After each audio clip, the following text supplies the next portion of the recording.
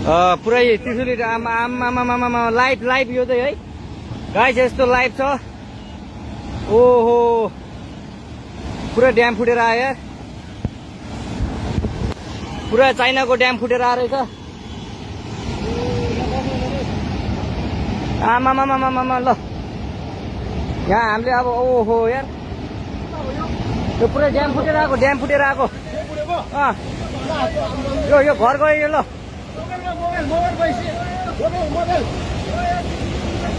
ल त्रिशुली बजारै गयो यार। ल गयो यार। ओ ए सिलास यता आऊ यता